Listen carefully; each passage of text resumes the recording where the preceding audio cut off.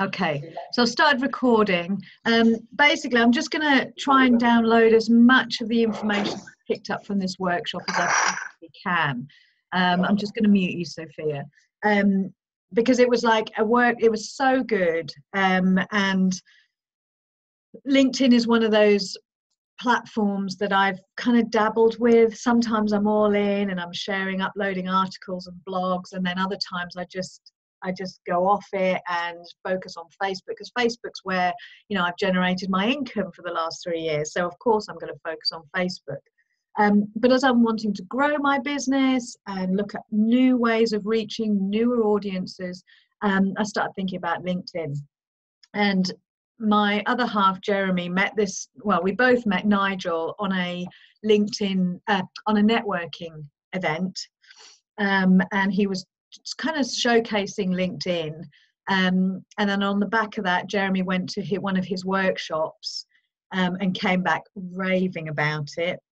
And that was why I just thought, right, I'm going to go to one of his workshops, and absolutely, it was so good. So I just thought, I'm so excited about it. I just really want to share with you guys some of the hints and tips. And if you are wanting to start using LinkedIn, I think one of the objections is that, you know, nobody really knows how to best use it. What's the best way to make connections with people? So just, you know, this workshop was 9 to 5, so there was a lot of information. So I thought the best way to do is I'll just kind of download a lot of the stuff that I found the most valuable, and hopefully you'll find it valuable as well, because we're all kind of swimming in the same waters. We're wanting to create online businesses. And so, you know, rather than, because there was a few corporates in the room, there were a few charitable organizations in the room, so they have different objectives for LinkedIn. So I thought, well, I took on board what they were being told and the questions they were asking, but I just mainly looked at how it would work for people who run their own businesses from home, and, you know, the importance of that. So I'm going to do a quick screen share just to show you kind of slides that we got. There was a lot of information. So I'm just going to quickly, there were so much information. But basically I'll start with, he talked about social media. Obviously we know this, social media is about sharing stories. LinkedIn is no different. LinkedIn is still about sharing stories. We have this perception that we have to be all mega professional on LinkedIn. And it is a professional platform, but it's still, people connect with stories still, even on LinkedIn. So it's really important to kind of be personable, be relatable, even on that platform. So he talked about, you know, knowing what is your social media strategy, whether it's to attract a new audience, win over people to your perspective. So you could be leading a movement, or you could be just with a new idea that you want to promote. So you're winning over people to your perspective, promoting a service, which for the most part we're doing, adding perspective to a conversation to provide thought leadership, sharing company, organization news, or what. So everyone has a different social media strategy. So we need to be clear, first of all, on what is our strategy, what is our objective for using LinkedIn. And for the most part is to promote ourselves and our coaching businesses and our services. For me personally, I want to get my Train the Trainer stuff out there, my Jack Canfield training, and get into organizations. So that would be one of the objectives for me personally. So you've got to get clear on that. Same with every business. This, you know, it doesn't matter who you are, what you do. When you're going on to social media, you've got to get clear on who your target audience is, and who is your prospect customer. So no different from what we all need to do, even, you know, as we're going into Facebook. So he talked about the kind of the crossover between the different platforms. So LinkedIn, Google Plus, Twitter tends to be more for business, and then Twitter crosses over into pleasure. Facebook is more for pleasure. So you get more social sort of interaction on Facebook, which we know, we don't need to be kind of told that. Then he talked about the effectiveness of business to business, and LinkedIn is the top platform for effective business to business. As a social media platform, business to business, LinkedIn is statistically the most effective for generating leads. Now, because of the way our businesses are, it's different for us, I think. You know, we've all worked well on Facebook, so you know, it is what it is. But for business to business, LinkedIn has the better statistics. Best social network for lead generation is LinkedIn. So this is what I really wanted to know. Well, how do you generate business leads on LinkedIn? So this is kind of really what I want to share with you today, because that was the main reason I went, was, well, how do you get leads on LinkedIn? So LinkedIn fact is apparently the #1 channel to distribute content. 91% of all content is via LinkedIn, according to these statistics. LinkedIn has 550 million members worldwide, 23+ million in the UK. So it's a massive platform, and your customers are likely to be there. So there's just a few more kind of, LinkedIn is responsible for 64. I'm just going to whiz through these. Okay, so this was quite interesting. He talked about decision makers answering cold calls. 90% of decision makers never answer cold calls. So he was putting an argument across for creating connections. And we all know this, again, it's about building know, like, and trust. LinkedIn is no different. So we want to learn how to create valuable connections on LinkedIn as much as we do on Facebook. So let me just quickly scroll through, because honestly, these slides were 7 hours worth. Talking about Googling. Shall we look at, oh, this was interesting, guys. Boolean operators. Have you heard of Boolean operators, Sophia? Do you know what they are? Yeah, I was amazed. Everyone in the room was like, why do we not know this? Boolean operators are the conjunctions add, or, and not. So when you are doing a search, you can do a search in Google and in LinkedIn where you use these Boolean operators that will really refine your search. Hey, Jen, good to see you. So Boolean operators will just help you to really refine your search.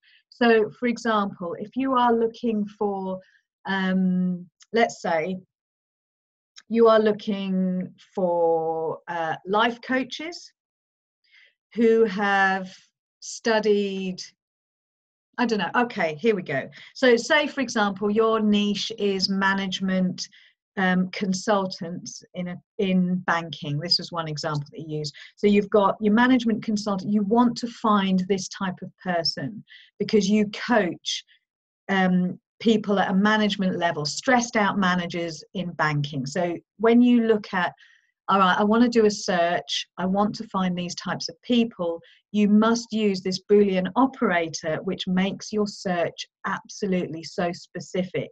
So you type in literally management consultants in inverted commas, so don't leave out the speech marks, and in capital letters, they must be in capitals, banks or banking or financial services. And what that will do is that will generate a search of everybody who is at management level working in the financial services industry who are on LinkedIn.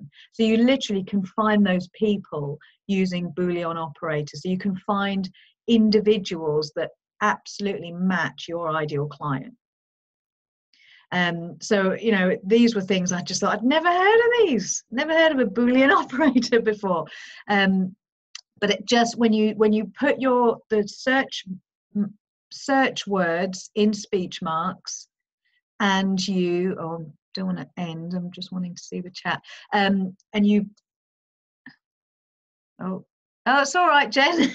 It's all right, honey. I nearly clicked on end call there for a second. So always put the search words in speech marks and your conjunctions in capitals. and that will help you really refine your search, both in LinkedIn and in Google. So just try it out.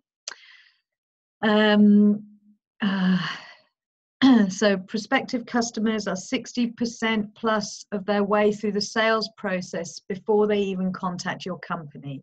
So this is stuff that, again, is testament to the kind of work we do and the kind of stuff that I will tout on a regular basis. Is your people are 60% of the way through the sales process. They've already made, more than half of them have made the decision even before they come to you, because they've either been following you, watching you, reading your stuff, and that's testament to kind of being visible. Even on LinkedIn, you must kind of be visible, because LinkedIn has algorithms that, like Facebook, the more visible you are, the more stuff you put in there, the more your profile is raised to the top. So it's exactly the same type of thing as Facebook.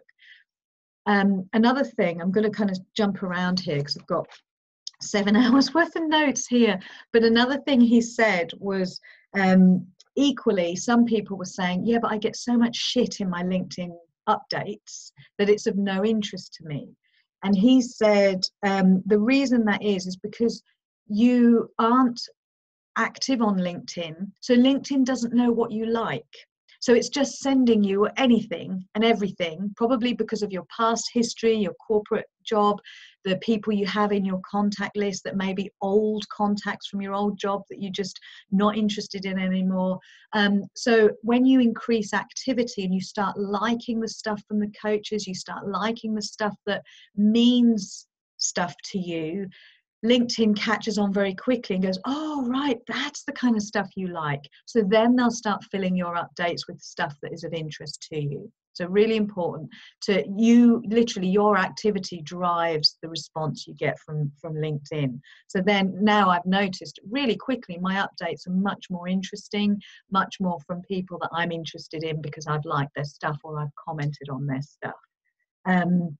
So LinkedIn is very responsive in that way. And he gave an example of somebody buying a car. Before somebody actually buys a car, they've had 900 digital touch points in a 3-month period. So times are changing in that when somebody goes to buy a car, you walk into the car showroom, you already know the make, the color, the model, the spec before you even walk into the showroom. So often the car showman, the car salesman, they can turn you off by trying to get you in a sales spiel, and you've already bought the car in your head, so it might just be the thing that puts you off. Yes, this has happened to me recently. I use that for researching. Oh, the Boolean operators, Sophia. Yeah, I was just like, oh my God, it makes searching so much easier. If you have any questions as well as I'm kind of rabbiting through, please butt in, because that would help kind of structure this a bit. So it really just about what this kind of slide was about was just, it is so important to create lots of different touch points, which is, you know, a typical marketing and sales piece of information. But what's also included in your touch points is when you look at somebody's profile. So you know when you do a you know when you can see on LinkedIn that somebody's viewed your profile. And I don't know about you, but if somebody's viewed my profile, I'm like, ooh, and I'll go check their profile because I'm always curious. But it's a strategy very often. So let's all talk, as you know, we're coaches here, we want to increase our business. So if you see somebody who is your ideal client, a touch point includes looking on their profile, because they go, oh, who's Jen Hall? And they'll look at you and see what you do, but you've already connected in some way. It's a touch point, just like an ad is a touch point, just like an email is a touch point.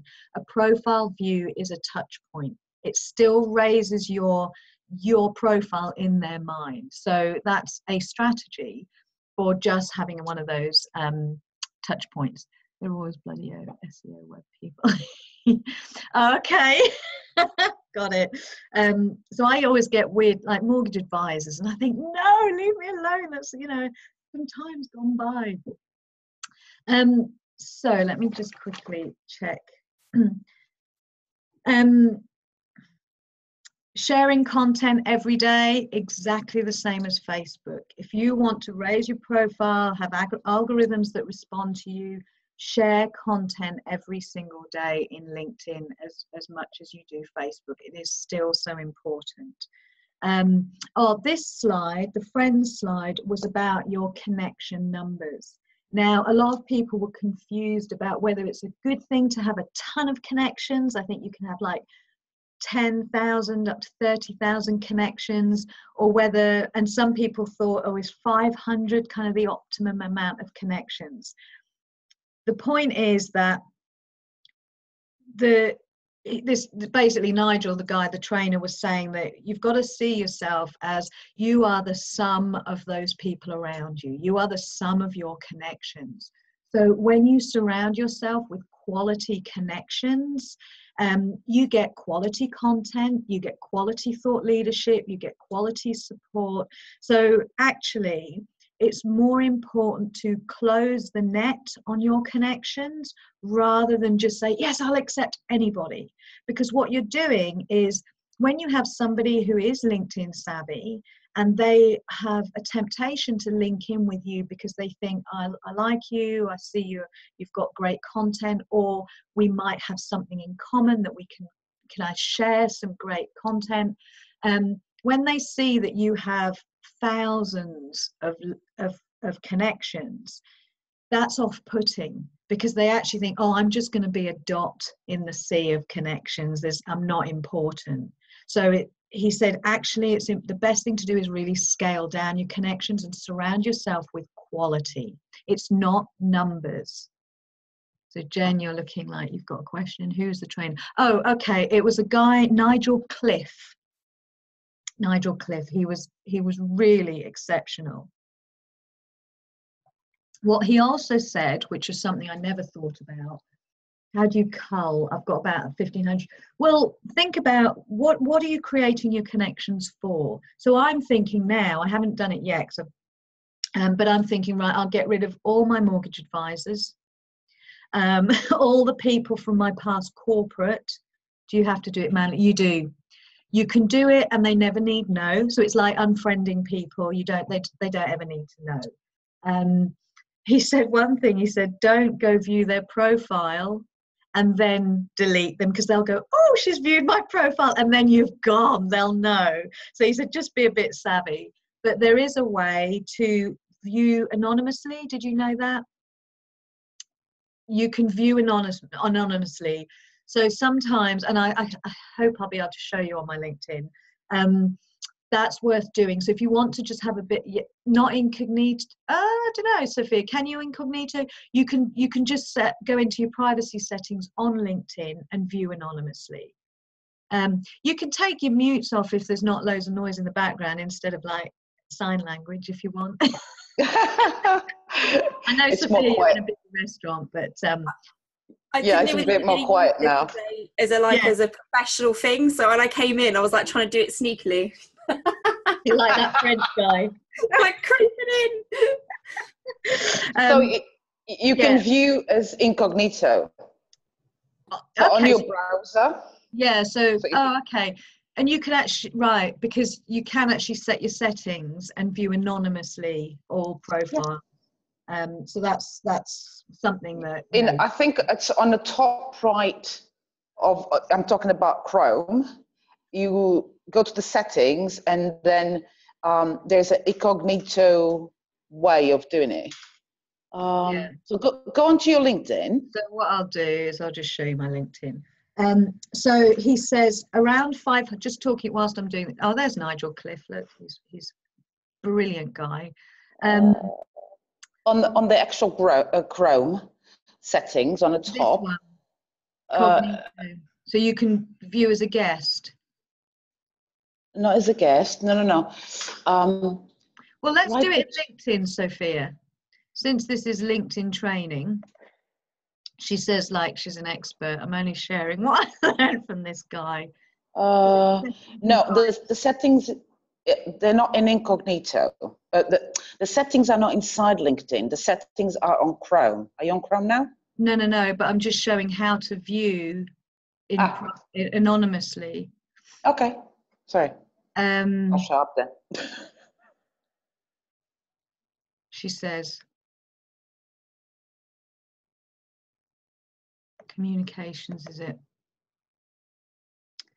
Preferences.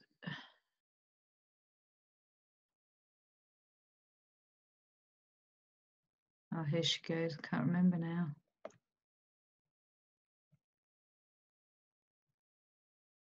All right, I won't do it now. So go on, Sophia, do it. What was your Google way? So on Chrome, right on the top, you've got the Chrome settings. Here. Oh. I can't see from here. Chrome settings, yeah. Then you have there's new incognito. That's it. So if I go and now you have to log in LinkedIn, yeah. You might need to put the password again or something. Oh, what? Do you know the password? No. You have to log in. Yeah, all right. Well, I'll tell you what, I'll look for the anonymous, the way to log in anonymously and view people's profiles anonymously. It must be in privacy then, inside LinkedIn. Yeah, it is. I didn't know that one. Yeah.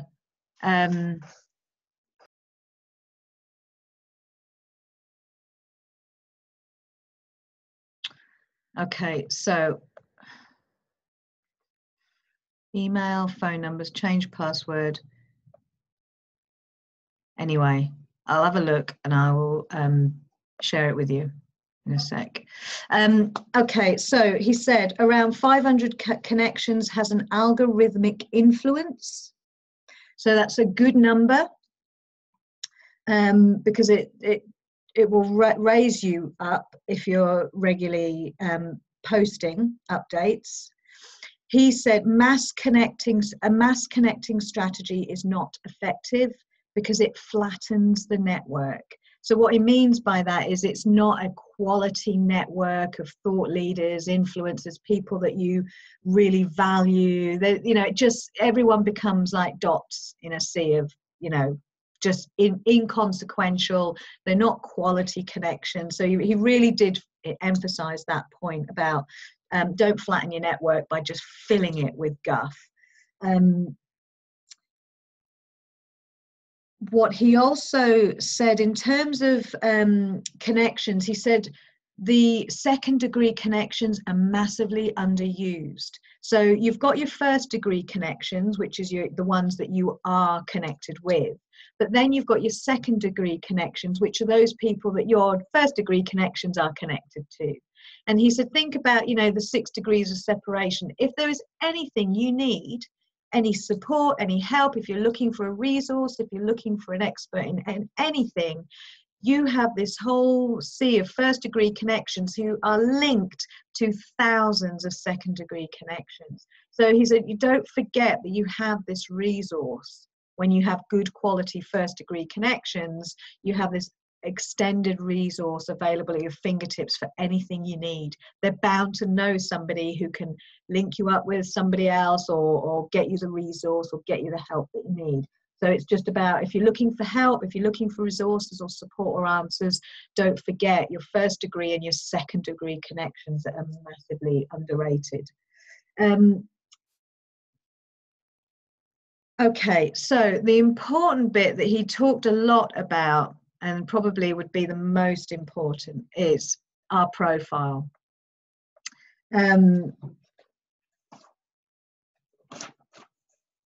The profile, he said, a lot of people don't have an image at the top here. He said, put an image in there that has some connection to your business.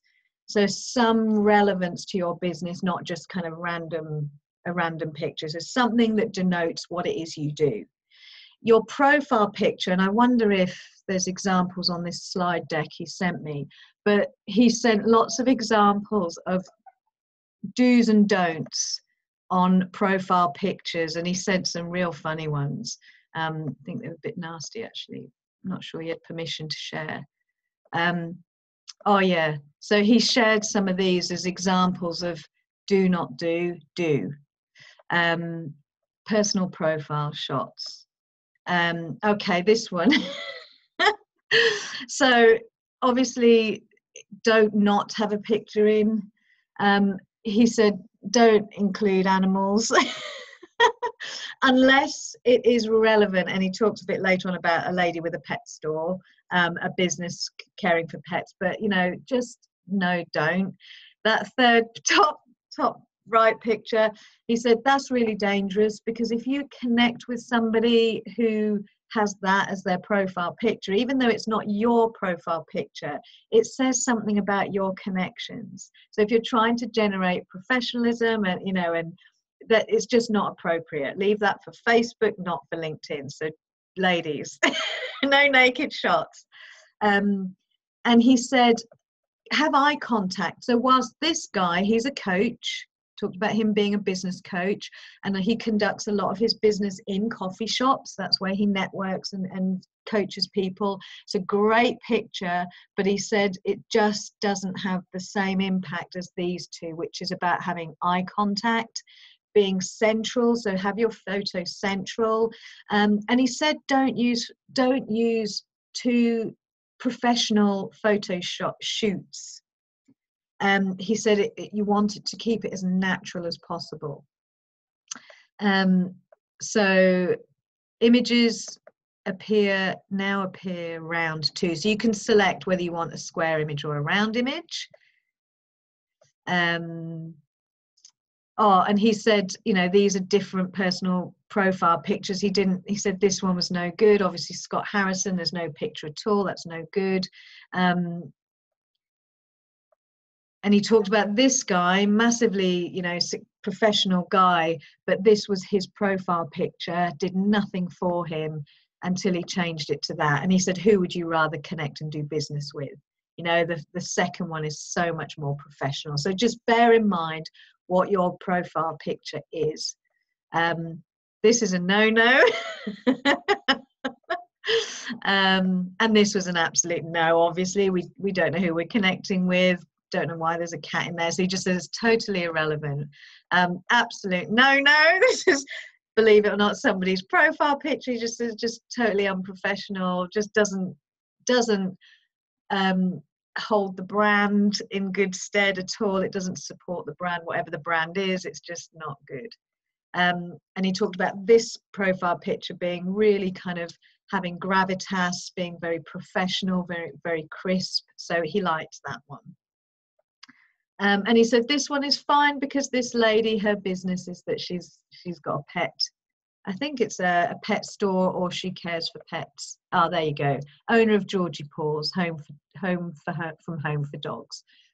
So that profile picture is acceptable because in view of what her business is.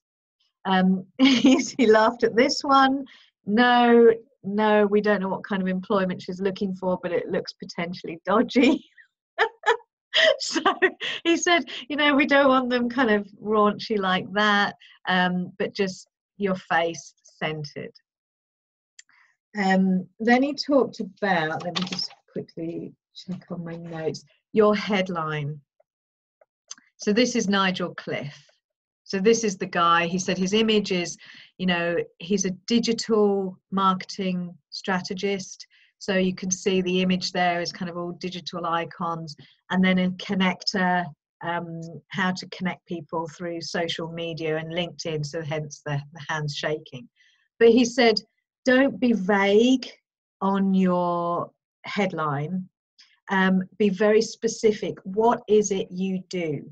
So rather than say, I am a CEO, or I am a business owner, or I'm self-employed, that doesn't actually tell your reader anything.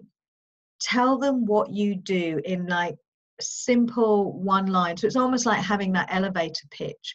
There is no doubt in our minds when you read Nigel Cliff's headline, what he does. I help organizations generate and nurture leads through LinkedIn training, digital marketing, and social selling. So it's really clear. There's no ambiguity. We know exactly what he does. Use all 120 characters that are available, and tell what you do, what you offer. So like Jeremy, my partner, when he went, prior to going, he said he was a investment manager for Business Enterprise Fund. Nobody knows what that means. Now he's changed it to I lend money to small businesses. He's had an uplift in leads. He's had an uplift in inquiries because the headline just says exactly what he does. I lend money. Include keywords. So for example, for me, my keywords would be kind of coach, niche, clarity, business coaching, sales. They would all be kind of keywords for me. So think about what are your keywords that if you wanted somebody to find you in a search, those keywords are in your headlines. They are the keywords that your ideal client would be seeking from you. So just make sure that your headlines are succinct and specific, and tell a story of what you do. And put your full name in. So I think that stands to reason. I'm just seeing if there's any examples. Oh, okay. So this was the example he gave. This Joel Kabira, he said, you know, what the hell's that? He's just put a load of stars in between each letter. It doesn't mean anything. So don't do things like that. And this guy, Martin von Wolfersdorf, he said, when he first looked at the profile, he thought, oh, that's really clever. You know, he's put these flags on. It's showing he's an international, you know, he's international. But the problem is when you're trying to be clever like that, what happens is when you're sending a message in the private message area, it comes up like that as a load of question marks. So it's kind of like, am I Martin von Wolfersdorf? So it just looks silly. So he said, just if you're going to try and be clever in your profile, make sure it carries over when you're in your other areas like your messenger. So these are examples of poor headlines. So just sales and marketing director, key business manager, sales and marketing. So you'd think they'd be, well, that's what I do, but it doesn't tell the story. So here he's given examples of good headlines. So that second one down, marketing consultant, author, social media marketing planning. Again, it tells so much of what this person does.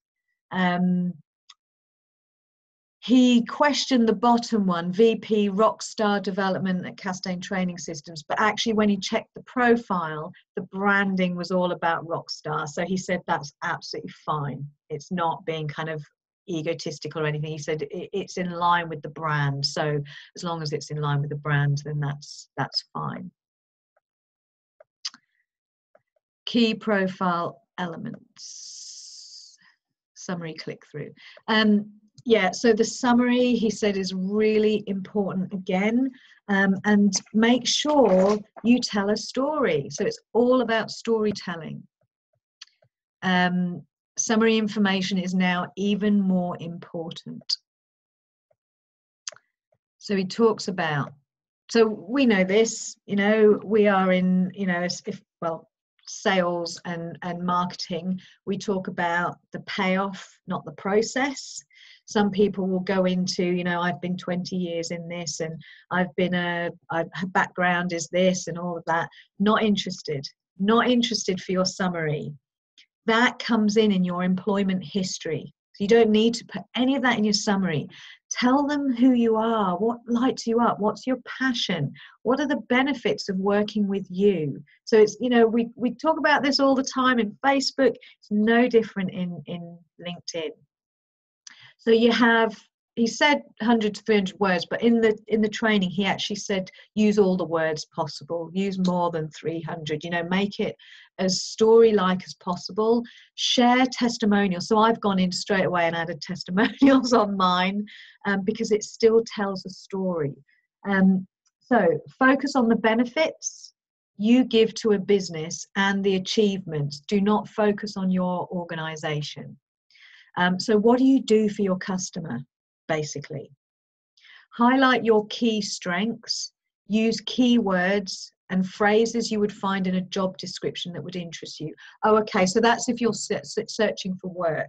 But if you're seeking to appeal to your ideal client, use the words again that your ideal client wants. You know, again, for me, it'd be niche, gen, expert, positioning, those kind of words. So have I got notes? I'm just going to move my, hang on a minute, hide thumbnail. Sorry to dash. Oh, okay. Will this be available to watch again? This is my award-winning business coach speak position. Fab. That's brilliant. Yeah, I'm recording it, Jen. Include a call to action that relates to your LinkedIn objectives. So Nigel Cliff, I wonder if he's put let's chat, and he's included his phone number. I've now put something like want to learn more and added my website. So drive people to you, whether that's a phone call, whether that's a click button, whether that's your website. But he says include a call to action that is aligned with your objective. That's fine. Thanks, Jem. And be positive, which, you know, stands to reason. Oh, I've just lost you all. There you are. How do I move you? I seem to have moved you. So, there you go. I'm such a doofus. Okay, so add media to your profile. So use videos, PDFs, images, slide shares. I've yet to learn how to do this. I've added my website, but it's not got an image. It comes up with this like blank little box. So Sophia, you might be able to look at that. But if I show you, and I've asked for some feedback on this, and I have had a bit of feedback, so I am going to change it a bit again. So mine would be sales and business coach, trainer and speaker, specialist in niche and ideal clarity for coaching entrepreneurs. No question what I do there. So it's much clearer. Before, I think I put self-employed coach. Not very exciting. So I'm talking here about what I help my clients achieve. I've helped many clients earn X amount in their business, and then I've got 3 little different testimonials there, and then want to learn more, visit me at, and then I've put at the bottom here what I want more of. So he said that's absolutely fine. If you're trying to break into a new market, or if you're trying to attract a certain type of customer, like there were 4 charities in the training room, and they were saying, we want corporates to sponsor our charity. We want them to start signing up to our charity days. And he said, well, put that on your summary. We are looking for corporates who are wanting to increase their social responsibility and you know, join us. So he said, put it, because people that are looking, a lot of corporates are lazy. And if they just see a line that says, we're looking for corporate, they might go, oh God, we need to up our social responsibility activity. Let's contact this person. So just by adding that one line. So I've put, I'm seeking opportunities to share powerful success principles in organizations. So I've also added what I'm seeking from people if they can help me. And this is what I was talking about, Sophia. I've put my website, but it's come up as this little crappy box rather than a nice image, so we can look at that later. So let me just go back to the power. Any questions at this point? Anyone? Bueller? You don't have to type, Jen, you can speak. Oh, bless you. Sorry, it's only I feel like I'm in a webinar. I'm getting confused. Yeah, no, it's only us. Sorry, I'm like battering away. I'm scared I'm going to ask you to repeat something you've already gone over. So I'm sorry if you already have. You hardly missed anything. Okay, so I don't know whether you've got to sort of that whole inbox messaging thing that people do. Have you already spoken about that? Oh, no. So that's really crucial. So let's have a look. So get the spelling correct. So this is all about your summary. Consider an appropriate, suitable background. So you can see there he's gone from like Green Hills to this really snazzy digital age profile picture. He said really, really important, and it makes you look like you really are business savvy and know what you're doing. Your personal profile information here. So I don't know if you've all already done this yet, but on your LinkedIn, you can change it from a bunch of numbers and letters to your name. Did you know that? Do you know what I did? I knew you could, but what I'm scared of is I've now used that link with the numbers in it for so many things. If I change it, is it going to become null and void, or is it going to be okay? Sophia, can you answer that? I'll unmute you, Sophia. Oh, sorry. Oh, we can't. I'll step away from the keyboard tonight. Stop it. Yeah, so if you, it's the same thing with Facebook pages, right? They used to have like numbers. Yeah. And you have to change to a username that makes sense. So once you have, like, for example, linkedin.com/Jen Hall, you have to go into all the links that you have and change that, because then, so I mean, because it propagates a new username. So it'll be on your bottom of your emails and stuff. It's not like, it's even things like I've sent out when I've gone and done PR stuff, and they've got old links there. I guess it's something, a bullet I'm just going to have to take if I want to change it. Yeah, they say it makes a big difference. Yeah. It stands out. So it's just in here for those of you who don't know. Contact person information, click on the pen, and you can update your website, your phone number. Never have a Gmail address. Always have your business email, because that stands out a mile off as being, you don't want your Gmail address in your LinkedIn profile. Let me just click out of there. Okay, so let me just go back to because we're all right with creating the profile and making sure that it looks good, that it speaks to our people, that it tells a story. Update your profile details, add your website, make sure all of that is really filled out. Oh, one thing he said is, where are you located? Very often you'll say Leeds, like mine said Leeds before Wednesday. What that does is that makes you look like you just operate in that area. So change it to when you put your zip code in, put UK, and then it comes up United Kingdom. So it makes you look like you cover a bigger, broader area. So that just makes it look like, well, I can work anywhere rather than just local.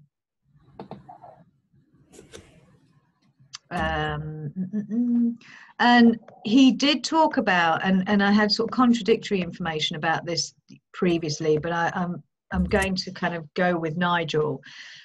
Really go to town filling out all the areas on LinkedIn. Include your previous jobs, your volunteering, your projects, include everything, because it really does. It's the story piece. It's who you are. So make sure that you're not leaving any of those previous past experiences out. Don't talk about, so for example, I was branch manager for a building society. It's not that I was a branch manager at the building society, but what did I achieve?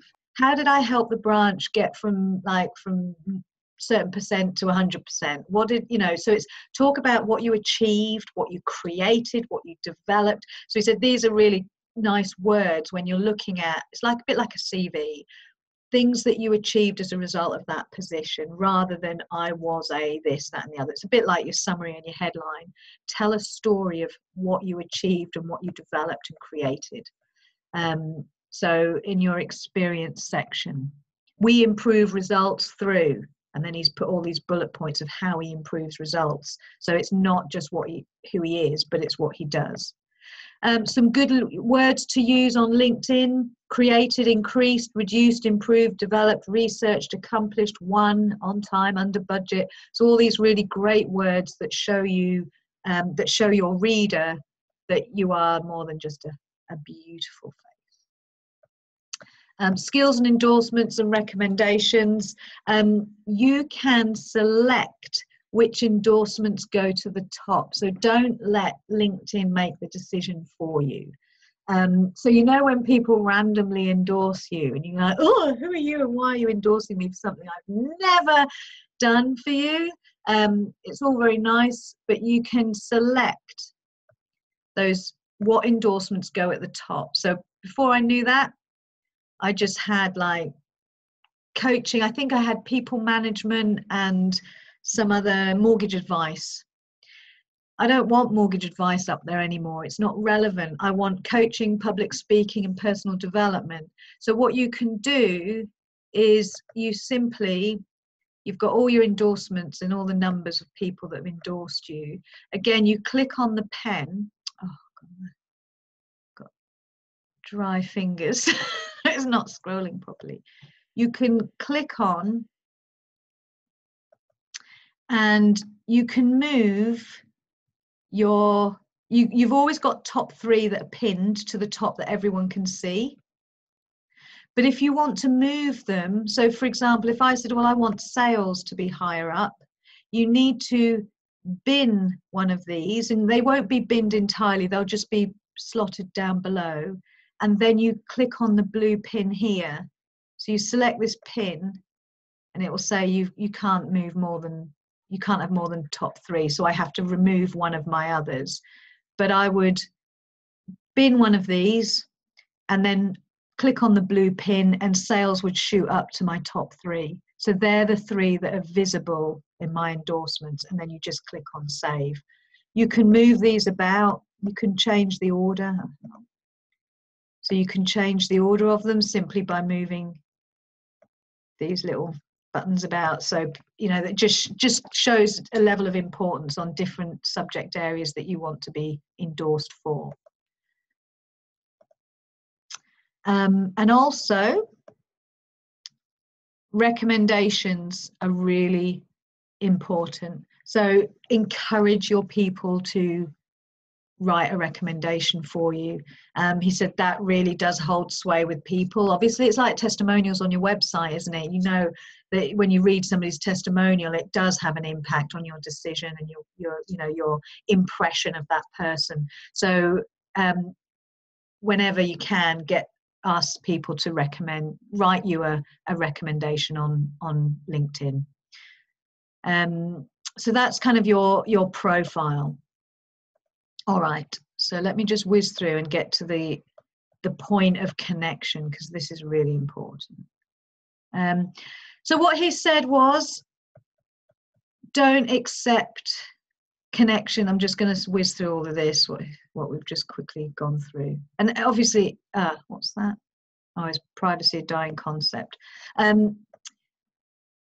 Any questions that come up, please ask me. And if I don't know the answer, I can't remember it because it was like a 9-to-5 day, he's really open for past delegates to email him with questions. So feel free to ask any questions. And if I don't know the answer or I haven't got my notes, I can go to him. Oh, this might tell you. These are just updating. Connections. Oh, here you go. Views. Oh, no, forget that. When you are updating your profile, by the way, really important to turn off your update notifications. Do you know that? So, for example, let me just find where it is. Yeah, do you know that, Jen? Do you know that, Sophia? If you don't switch off notifications that say you have updated your profile, every time you change a word in your summary and save it, your whole network gets an update saying Sanai has updated her headline. And the way I work is I update, leave it overnight, come back to it, read it, don't like it, update it again over and over. So people in my network were going, what's she doing? She's clearly confused and having a meltdown. So really, I never allow my notifications to be public. But what he did say is, once you've updated your entire profile and you're really happy with it, and this is the finished article, allow for one more edit and turn your profile to public, because what that will do is you make that final tweak, your whole network will be notified that your profile has been updated in some way, and that will drive new eyeballs to your profile. So they can see your new beautiful profile all updated. So he says that's a little trick just for that final edit to drive eyeballs onto your profile. And then make sure you turn it off again when you do all those other new updates, because you're never satisfied. I'm talking about me here. All right then. So the whole point of finding connections, building a business and getting clients on LinkedIn. So the important thing is, as I said, you are a sum of your connections. So make sure they are good quality, make sure they are people you love, that are thought leaders that you respect, that you admire, that are potential clients that would love to receive your content. So it's really important to make sure your connections are valuable to you. One way he suggested, if you are looking at connecting with potential new customers, new clients, do your search in an advanced search. So he said, go into advanced search here. And for example, I might look at life coach. And I wonder if this is going to work. The coaching. Oh, no, that's not it. Life coaches. So I might look up life coaches. Oh, hang on. And search. That gives me a whole load of people with life coach in their title in my connections. But what I can then do is do an advanced search and look at location. Do I want to specify they're in the UK or United States? I can also look at whether they are first degree or second degree connections, companies if possible, if you need that, and then filters, more filters. So you can look at whether you want, what industry you want. So I could look at life coaches who are in the health and wellness and fitness, life coaches who have got professional training and coaching, life coaches with different languages. I can also add in here the Coaching Academy, which is where I know coaches just swarm out of the Coaching Academy. That's where I qualified. So I can do an advanced search and find a bunch of coaches that fit a specific criteria. Then, once you have these connections, one of the things to do is you then want to connect with them and start building a relationship. This, you never sell on LinkedIn, ever, ever, ever. Never sell on LinkedIn. What you're doing is you're building connections and nurturing a relationship. When you're going to invite them to and talk about your business, you take them off LinkedIn. And that would be via a call, via an email, via your website, but just get them off LinkedIn, because you don't sell on LinkedIn. It's nasty, it puts people off, it's not nice. So you find your people doing your search, and they could be potential clients. He said one thing to do is do an open look at their profile, because that's that first touch point that I mentioned earlier. You look at their profile, and they go, oh, who's looked at my profile? Oh, Jen, she's an expert, positioning expert or business coach. So they know of you because you've looked at their profile. 2 weeks later, look at their profile again. Then you might want to start looking at their content and liking their content. Jen, have you written something? Okay, yeah, fine. Thanks, Jen. So you've connected, you've looked at their profile. 2 weeks later, you've looked at their profile again. You start looking at their content, you start liking their content. And then after, sort of within about 3 weeks of first connection, then you reach out to them saying, hi, I love you. Sorry, you haven't connected at that point. Just reading my notes. Look at their profile.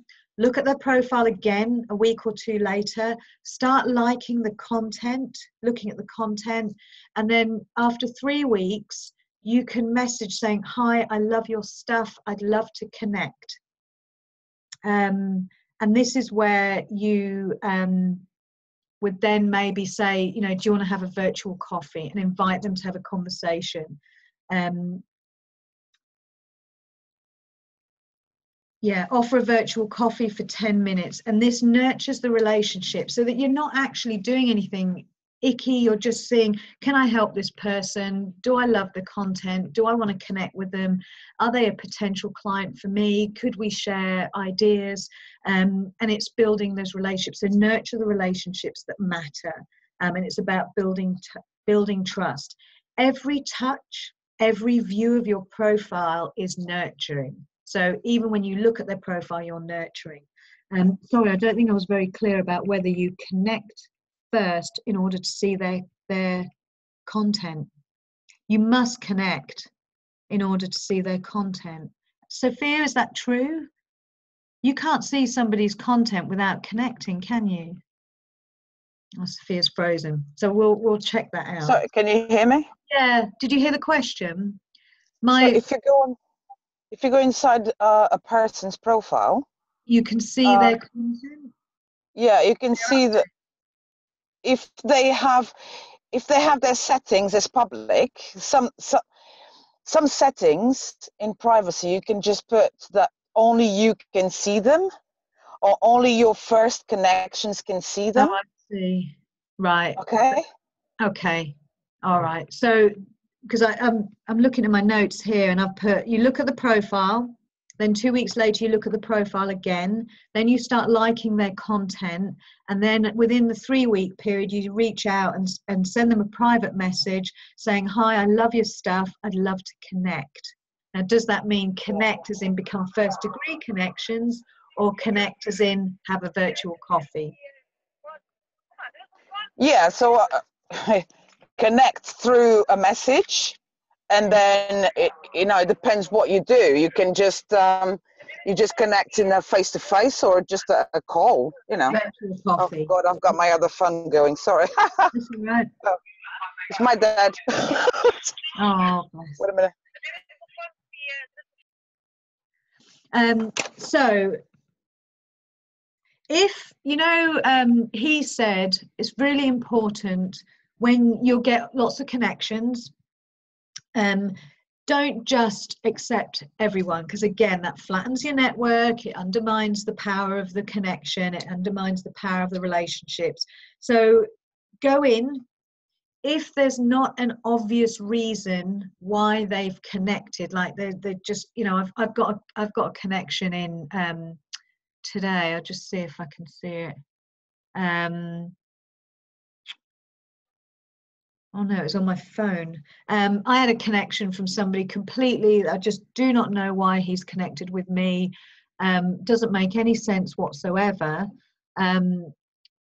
So I am likely to just say, thanks for the connection, but what's the reason you connected? He said if they don't respond, then just click on ignore, because they're just building numbers, they're just touting. So don't connect with them. Get people engaged in a conversation before you just randomly accept the connection. This is all about nurturing quality connections.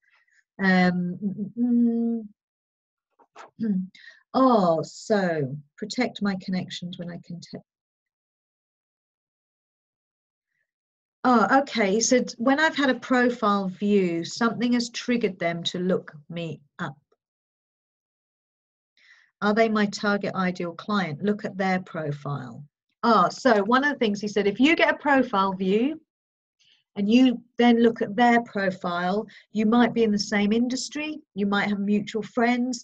He says, message them and say, hi, I see you've looked at my profile. I notice we're in the same industry, or we have some mutual friends, and then see if they want to connect. So even if somebody's viewed your profile, always follow that up, because something has triggered them to look at your profile.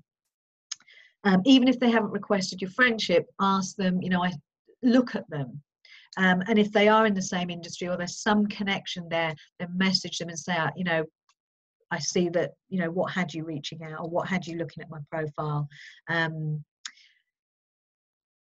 You have to, he said, one of the things that's important is be very active on LinkedIn in terms of every day go in and look, because when people view your profile, LinkedIn only shows the last 5 people.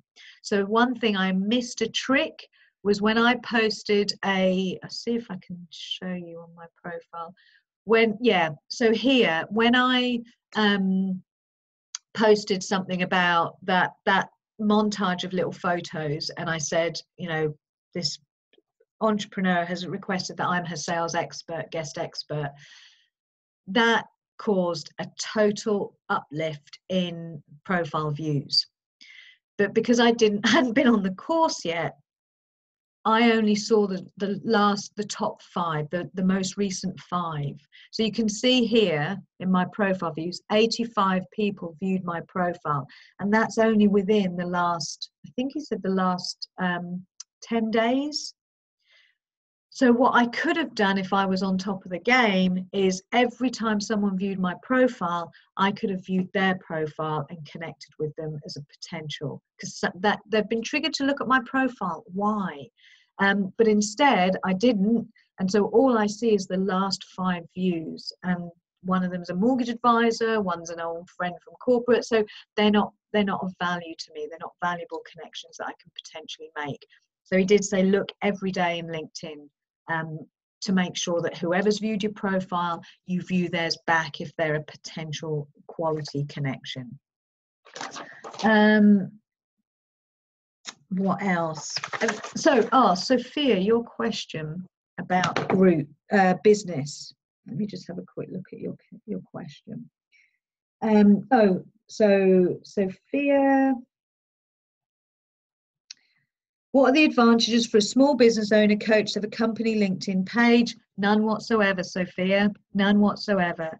The LinkedIn don't back your business company pages. They only back your personal pages. All the algorithms are designed to increase your personal profile. The reason he said was because businesses pay for LinkedIn.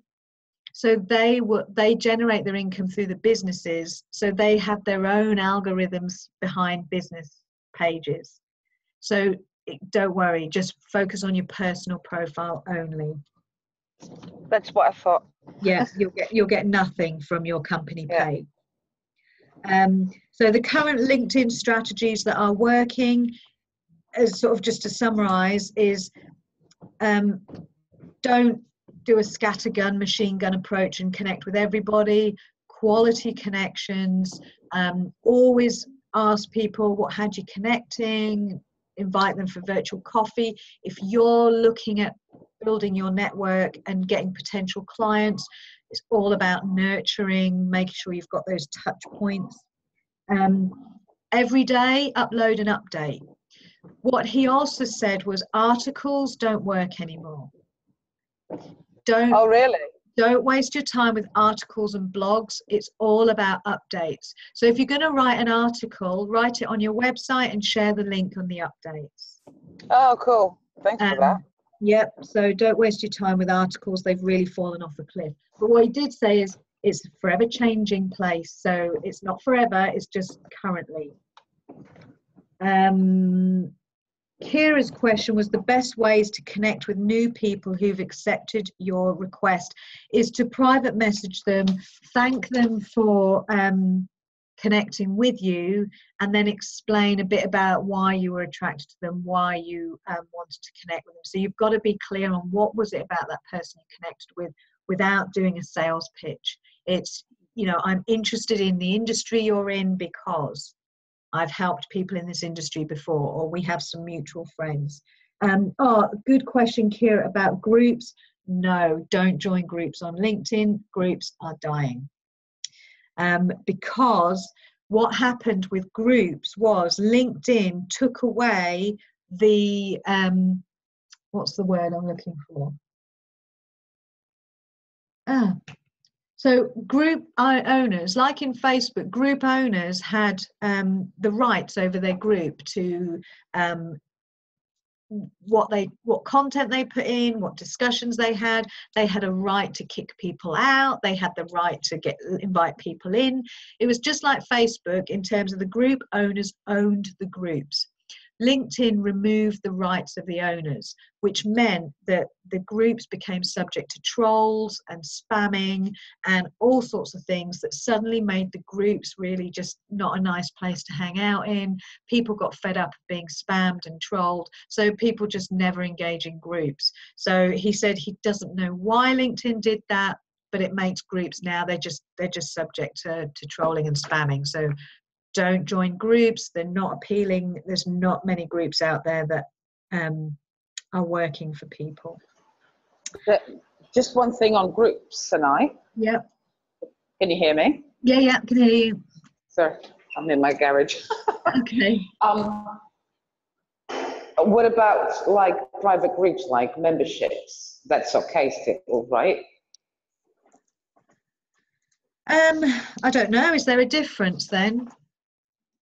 Membership. Yeah, they closed groups. The only people that have paid for a program or they've paid from some sort of seminar or whatever, they can go inside the group.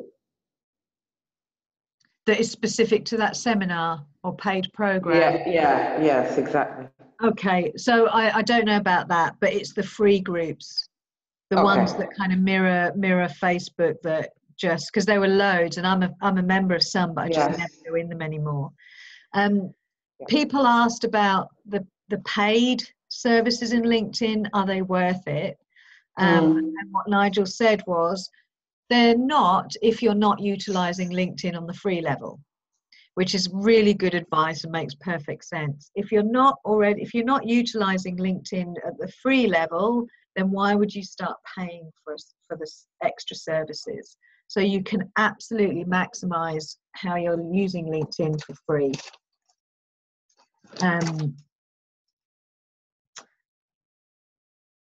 What else? Oh, one of the things, and again, this applies to all our content. We assume that everyone knows what we know.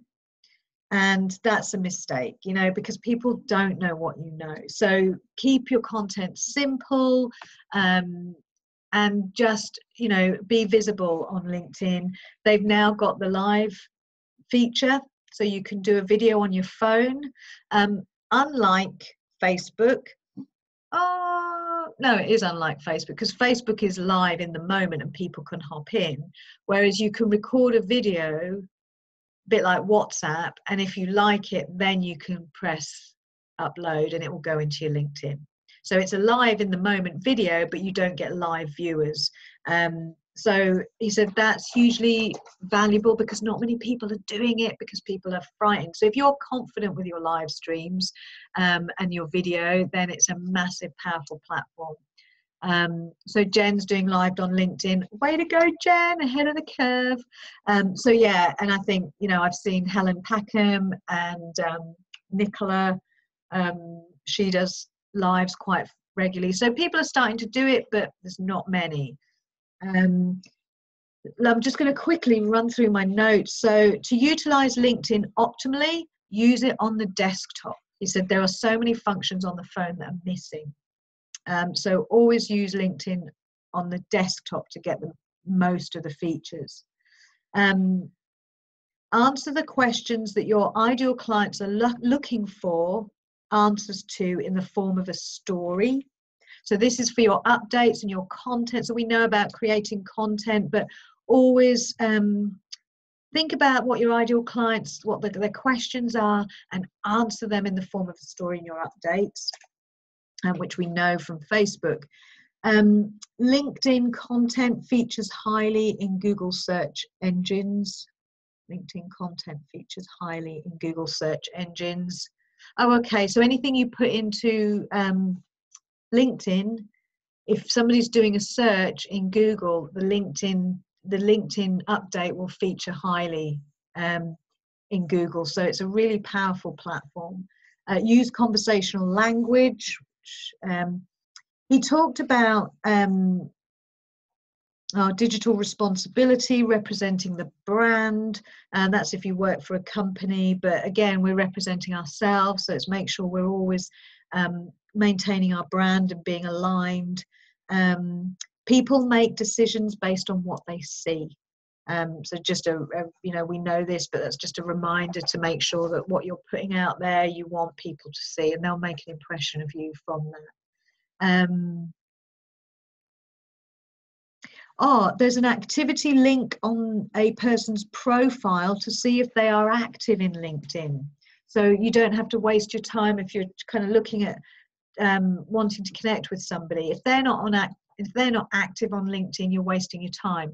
So there is a link. Let me just see if I can. I'm going to view somebody's profile now, and she's going to wonder why. So this is somebody I used to work with. I know she's highly active on LinkedIn.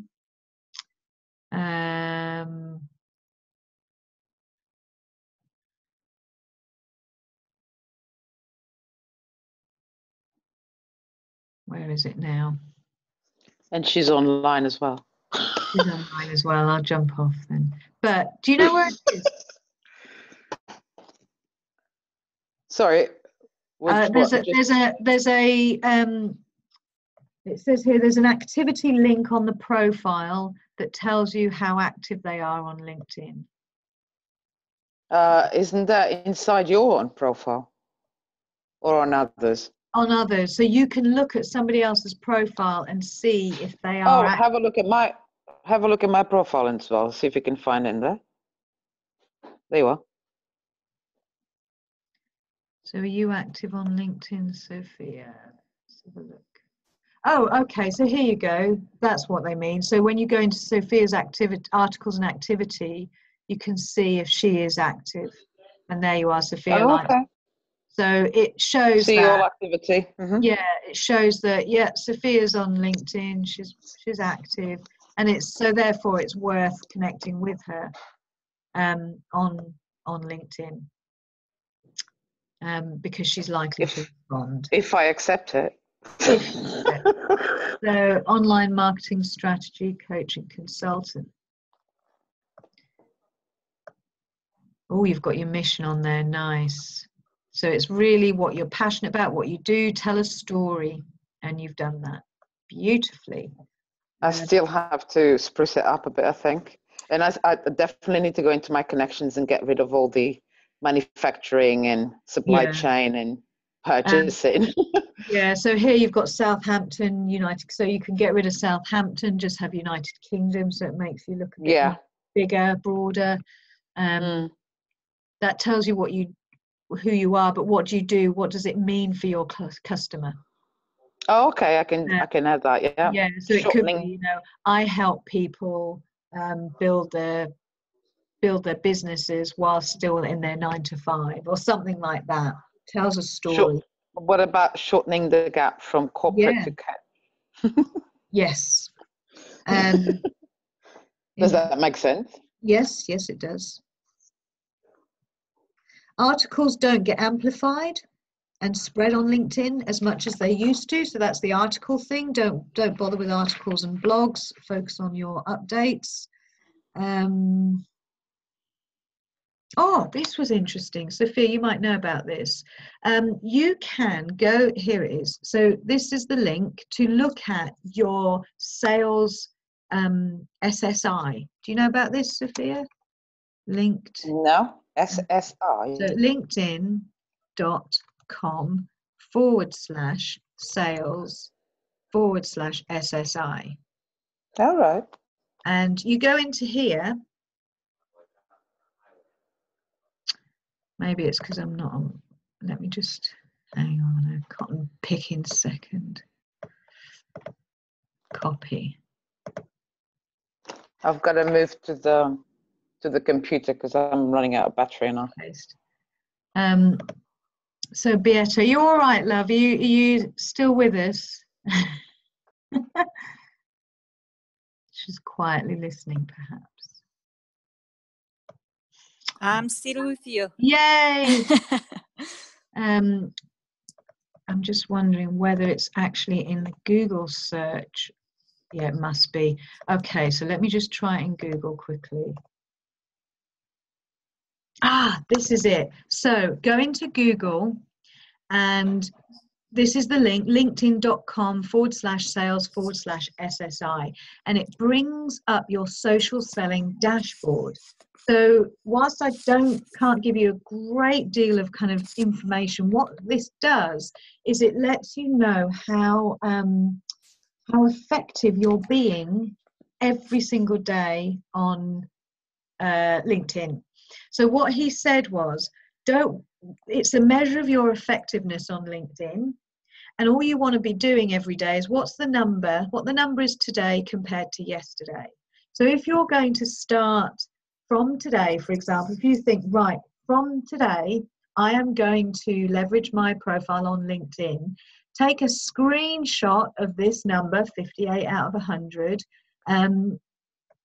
and your 9% rank and 28%, take a screenshot and then start your activity, update your profile, update your headline, put your pretty picture on, do all of that, start being prolific in content creation there, and then watch what happens to your number in a week's time. I've just done mine. Have you?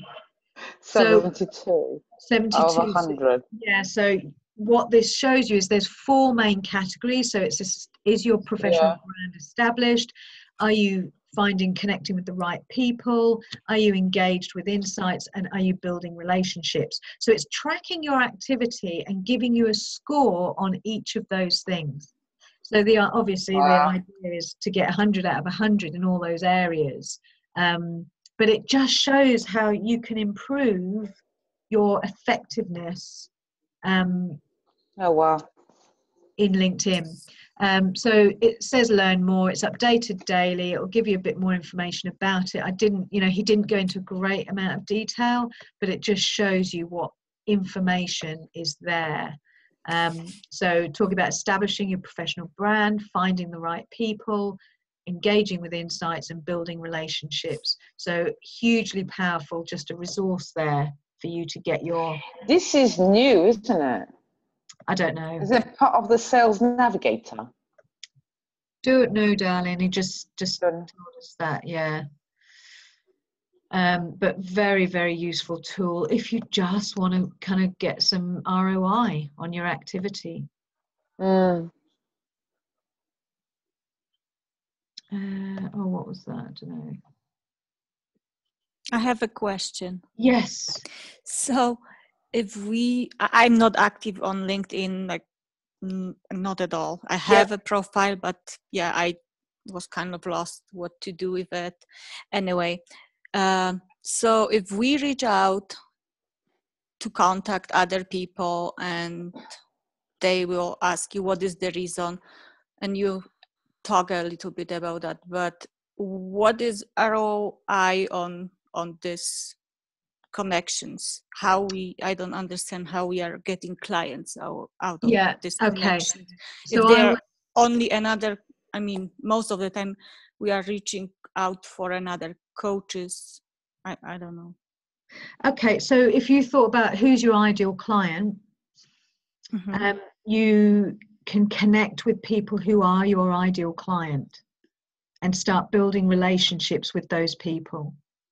Share it, because the idea behind it is that you are sharing content that they might love, that they will find useful. So the moment once you've updated your profile, you've got it completely aligned with your business and your strategy, what you do, then you can start going out there, finding your ideal client, making connections and saying, I'd love to connect with you. This is type of information I share. I feel it'd be really valuable for people like you because I help people in this particular industry, or this is what I do, and I love to connect with like-minded people who are in this industry or who do this particular thing. So we're never selling, we're simply making connections, but giving a reason why they should want to connect, and that's normally about building a powerful network. Thank you. And my one more question Yeah, about go the for it. content. So the content you create, do you use the same content what you do on other platforms, or you create special for LinkedIn, special for Facebook, or because it seems like a lot of work? Yeah, no, I would say you can use the same content. For the most part, I would say use the same content if it's relevant. Because again, he said it's a lot of it is storytelling. So I've used the same posts. Some of them I may have doctored a bit to. Well, no, actually, he said be conversational in your posts. But I would use the same content. I'm just trying to think whether I've kind of doctored any posts that because Facebook is so social, but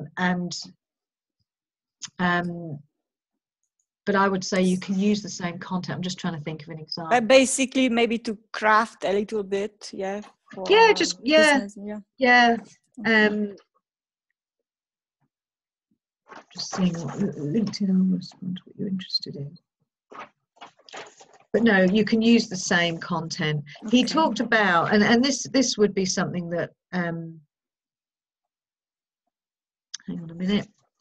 Where are you obtaining shareable news and content? My network.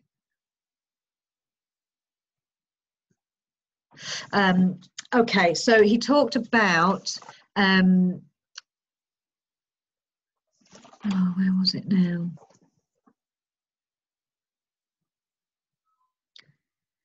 That was it, sorry. Talked about he's having pillars. So this is just, another way of having a strategy for creating content. But he talked about, he has his pillars, and he's got 4 pillars. And I just thought, right, okay, well, if I had 4 pillars, what would they be? And these 4 pillars are 4 pillars of information that really embody what you do. So choose your 4 pillars, and then every day create a piece of content that has some connection with one of those 4 pillars. So, for example, when I was listening to him and I thought, what are my 4 pillars? Mine would be mindset, because a lot of my coaching is around mindset. My second pillar would be sales training, sales coaching. My third pillar would be around the success principles, the Canfield stuff. And my 4th pillar would be around niche and ideal client clarity. So if I was to think about those 4 things are really what I embrace, what I talk about, they are the subject matter of my whole business and my brand. I'm going to talk about those 4 things. Every day, something around those 4 things are going to come into my content, so that I am being consistent with my messaging, that it's people, it's the same as Facebook, and it's the same kind of thing, but we're standing out for what we are experts in and what we know and what we stand for. So to simplify, he talked about having these pillars, 4 or 5 pillars, and using that as your base for content every single day. Awesome. It was very helpful. Yes. Yeah, it was really helpful. It was so much information. That was the thing, to condense 7 hours, because it was a full day, 9 to 5 training. What's he talking about? Follow without connecting. Is there anything you want to add, Sophia? I know you know a lot about LinkedIn. What's come up for you as we're talking like this? Can you, yeah. I mean, I haven't been, can you hear me? Yeah. I haven't been as active in LinkedIn as I am on Facebook, but, and it's a mindset thing, but now that I got clarity around my niche as well, and I know that my next stage will be researching and finding my audience. Okay. So I know that they're in corporate. And if I look back on myself, when I was in corporate, the only platform I had was LinkedIn. So I know like 90% that I need to go back into LinkedIn. even though I'm active, because I'm connecting with influencers on there. For those that don't know what influencer is, like a leader, is like those people that know more than me, sort of thing. And I know that I need to go back in. So I'll be devising a strategy as well. And those 4 pillars that you talked about is quite a good idea. It is, yeah, it's quite a useful way. So I know like the mechanisms of it. It's just that thing about being consistent and being more on it. Absolutely. I mean, that is absolutely the key to it, is consistency. Just trying to think if there's anything what I talked about in terms of likes and comments. Well, so the comments is like the engagement, right? Yeah. It's the same thing in every single platform. The same. You need to be meaningful on what kind of engagement you are giving. Yeah. Because that's going to be visual to everybody else. So depending on what you say in a comment, that might even open an opportunity to connect with somebody else. Yeah. That is connected with another person. Yeah. So here you go. Identify your prospects criteria. So create the personas. Research and qualify prospects, doing the advanced search. So that's where you filter people. Hang out where they hang out. So he said identify relevant groups, but that's not relevant now. Participate and make yourself known. Engage and nurture relationships. Connect with people. Build the relationship for the long term. How to get found on LinkedIn. Have a complete profile. Consider your industry and location. Add the summary. Add the skills. Use keywords. Connect to all the people with whom you have a professional relationship and those you'd like to have one with. Be active. Do something every day. That's another thing that I've learned. Yeah. I heard that you shouldn't be on LinkedIn every day, but only a couple of times a week. Always connect with a minimum of 10 people per week, though. So different people have different ideas on how to. Yeah, absolutely. And I think it's the same with anything, isn't it? You get different people who say, this worked for me. So Nigel, actually, he's very humble. And at the beginning he said, this is a strategy that worked for me. And when I train it, I get people coming back saying, Nigel, you've changed my life. I get leads now that I've never got before. I've actually got clients off LinkedIn. So he's teaching a strategy that has worked for him and his clients, whereas other people will be sharing strategies that work for them. So we have to take this with a pinch of salt, obviously, and use it. But the point is that we start using it. Because unless we can sit here and do nothing and get nothing, or we can decide that actually I'm going to give this a try and see what happens and follow his way or follow somebody else's way and see if that works for me. But again, how to stay in front of your network is like, comment and share. And this is what you're all about, Sophia, in terms of the organic reach as well. Yeah. Stay in front of your network.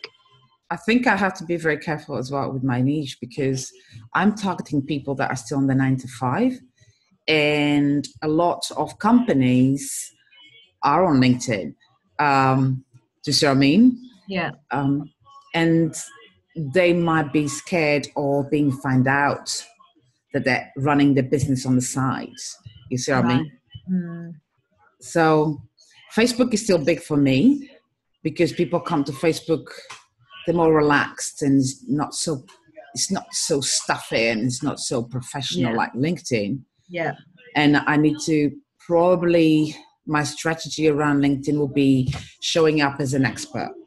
Yeah. Right. The one that is learning and is getting updated about everything that is happening and is transmitting, is communicating that learning to others.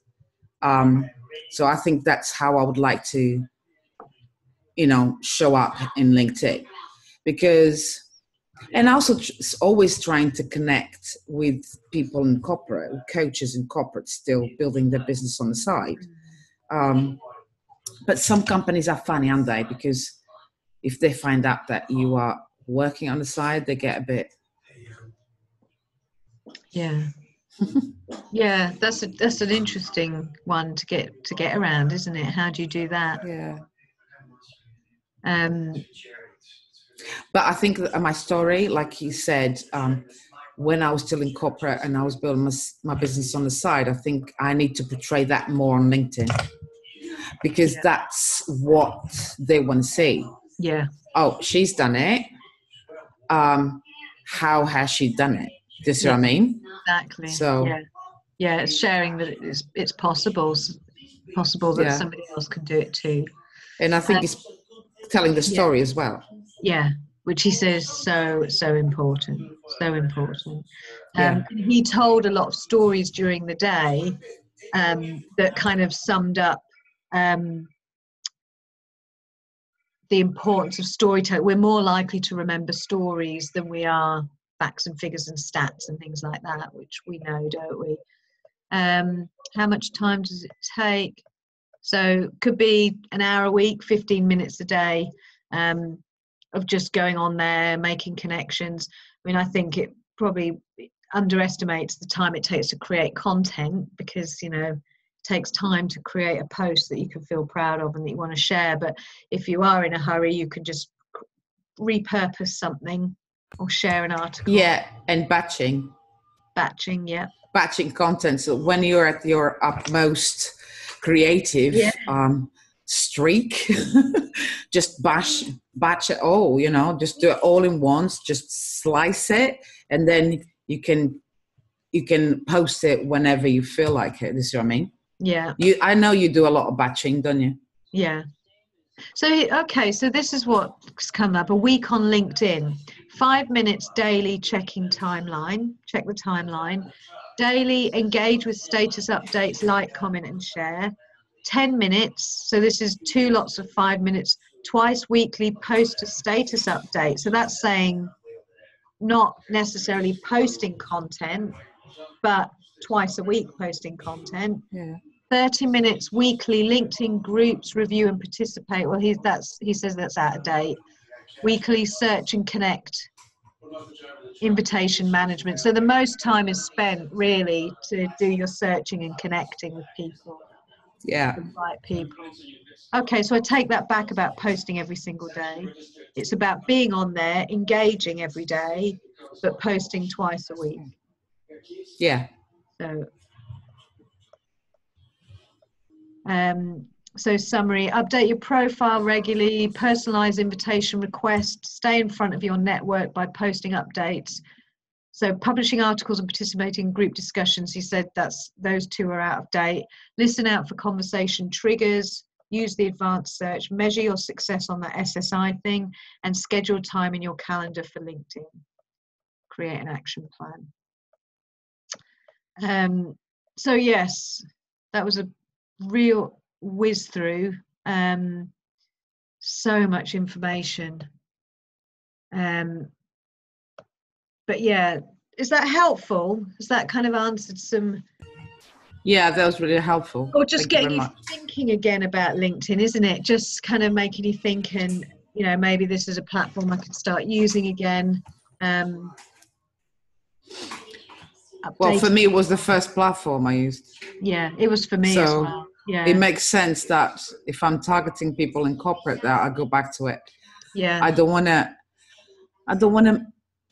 to be like so professional that people go like, I want it to be fun. So that's part of my brand. Yeah, and I think LinkedIn is going that way now. I think it's people are chilling out a bit and realizing that it's not just about being stuffy and corporate. I think so. Any other questions? Yeah, no question as such, but what I've learned, like the connections, go back to the connections and see which ones I can get rid of. Really important privacy settings, even though I've got them all, you know, to a T. The other day, I found a post from Viveka von Rossen, which is like huge on LinkedIn. And she was saying about the spam emails, because people can find you through your email address sort of thing. so that to go to the privacy settings and change that as well. Yeah. What else? Just connecting with people is like, for me, one of my weaknesses. I think it's probably follow up, and actually ask them why they've connected with me. Yeah. But when I do, I get amazing results. So do more of that. Yeah, it's doing what works for you, isn't it? Yeah. Yes, there's a few posts, and there's Jen's post about her book. Very good. Okay, guys. So, Beata, have you got any questions? I don't. Seems like I have to build my LinkedIn from the very bottom because I just gave up a while ago on it. So it's interesting what you just said, and well, have work to do. Yeah, it's just another platform, isn't it? To use. But I've sorry, Sinai, to butt in. No, go on. I put something on a chat. I don't know if you've seen it.